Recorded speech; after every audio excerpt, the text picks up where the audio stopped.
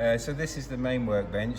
It's a bit of organised chaos, you could say, but I know where everything is. It's like the inside of my head, basically. Same goes for all the cupboards and the tools and everything else that's spread around back there. Is this where the magic happens, Chris? You could say that, yeah. Yeah. So we'll go around some of the cars in the middle of the workshop. This is a Triumph 2000 Roadster. The customer had been restoring it himself for 30 years, and he brought it into me to have some finishing off work done on the electrics, the fuel system, various things like that. What he didn't tell me was that there was no oil in the back axle. So when I took it out for a test drive, the back axle locked up. So the axle's been removed, been sent away to a company in Sheffield to have the new crown wheel and pinion installed. When they're done, it will come back in, I can put the back plates back on, drive shafts, and then hopefully he'll be able to go down the road safely without the wheels locking up. That would be nice. And over to this side of the workshop, we've got a couple of cars for sale. This is a 1969 Dodge Coronet 440. It's got a 7.2 litre V8, 6-pack carburetor setup, very rare, very valuable. My favourite kind of car, to be honest, or one of them anyway. A proper full-size, big engine, 2-door American car. Built for some long-distance cruising, tearing it up, basically. And why do you like American cars so much? Well, I spent some time living over there, and I had a couple myself, and they seemed to make a lot more sense once I'd actually owned a few. This is a fabulous car, and really, you've got the English equivalent. This is a Jaguar XJS V12 engine, 5.3 litres. This is a customer's car that I'm selling. This customer bought another car from me, and when we dropped that off, we picked this up and had it brought in. I fixed one fault. It was leaking some exhaust gases from the manifold. That job's now been done. Really, it's low mileage and an immaculate, beautiful car. Really deserves to find a new owner. And over here, we have a rare car in the UK, Tatra, Czech Republic, manufactured, 603. 2.5 litre V8 engine in the back, air-cooled. The owner himself lives in Finland. He keeps it with me for storage. The last time he took it on a tour, it chucked all its oil out of just about everywhere it possibly could, so I've done a full engine rebuild. But I've been waiting quite a long time for some of the harder to find parts for this car. It's almost finished and ready to go. You can see how long it's been here below the dirt. How old is this car? This is a 1973, but the design is 1950s, and you can kind of tell. These were only built for governments, ministers, embassies. I think Castro had one. Nice. And you get the feeling from the inside, you can easily fit 3 burly spies on the back seat. Yeah, they're an interesting car. Not fast, but they are quite quick. They've got a very streamlined shape, even for the 70s. So once you get it up and rolling, they do move along quite nicely. And how did the customer acquire it? He got it from his dad. Actually, yeah, and that's one of the issues that I've had with it, is his dad looked after it, and a few shortcuts were taken. I see. When people are looking after cars themselves, their attention to detail isn't quite as close as it might be when you're actually trying to do it for a living. This is a 1984 Porsche 928, barn find you could call it. This was only used on the road for 2 years, up until 1986, and then it was stored from then until a couple of years ago when I persuaded one of my customers to let me have it. Since that time, I've taken it for its MOT, which it passed, first MOT it ever had. But I picked up a problem with the engine, or let's say the engine picked up a problem with one of its pistons. So the engine is now out, completely stripped down. The block has gone away to Capricorn Automotive down in Basingstoke.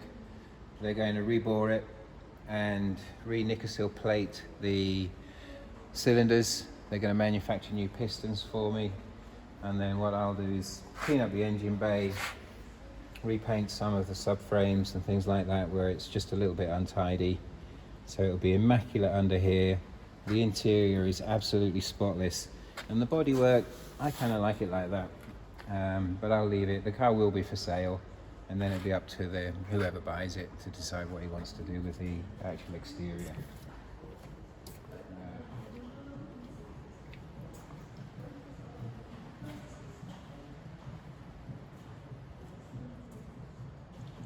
Here we've got a 1976 Jensen GT, one of Jensen's last gasp cars, based on the Jensen Healey. It's got the Lotus 907 twin cam, similar engine actually used in the Lotus Esprit. This car, I've done a lot of work on it, nothing to the body because I don't do body work, but I've had the engine and gearbox out, all the front and rear suspension off. Front and rear suspension's been completely rebuilt. Engine's had all new gaskets and seals everywhere. Carburetors have been rebuilt. New radiator, all new hoses.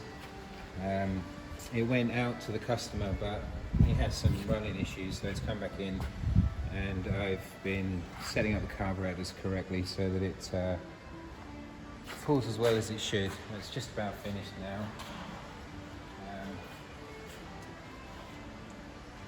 How old is this car? 976. And do you know how the customer acquired this one? I think when he bought it quite cheap, a rare car. I think it was a bit of a bargain, but he has been spending a lot of money on it. It was a lot of work to make it roadable again. It's just getting to that stage now, but it's very rare. They only made a few hundred, and you can see, I mean, they rushed it away from brand new. There's still a lot of this one left. Luckily for the customer. Yeah. And then in the storage containers we've got Morris Minor Traveller that was restored by somebody else, and I'm selling it for a customer, or trying to sell it anyway. He paid a bit too much for it, so it's been hard to find a buyer or anything close to the price he paid. That's been the challenge. That's a shame. That's a shame. Yeah, it is a shame.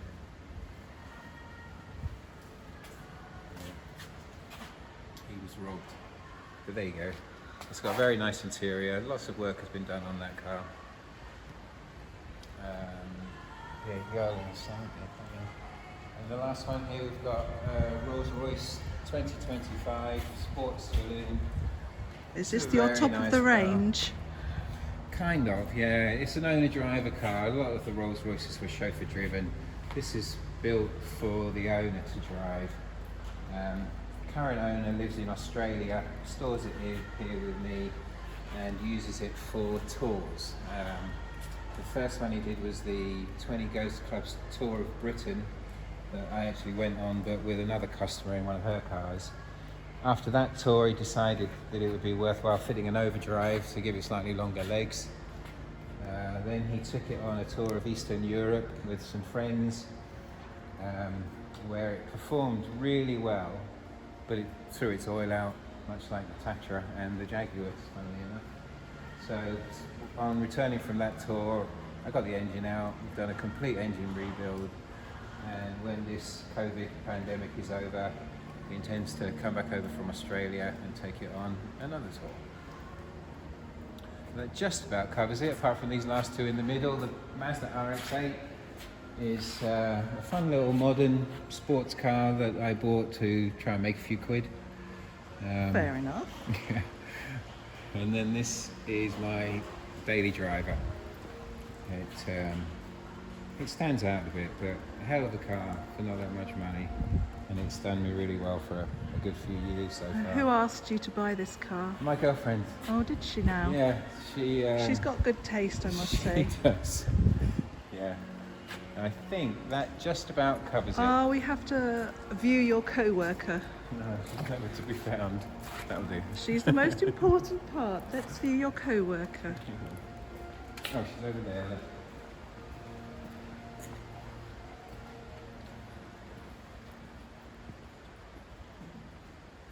Here's my assistant. Hello, darling. Are you coming out? The assistant Hello. mechanic. Come on, Dad. Yeah. And who is this? This is Dynamo. Yep. She keeps me company during the day. She helps me with import and export. She does all the package checking, and she warns me when any customers are coming. I think I've heard her do that. And her name is Dynamo, you say? It is, yeah.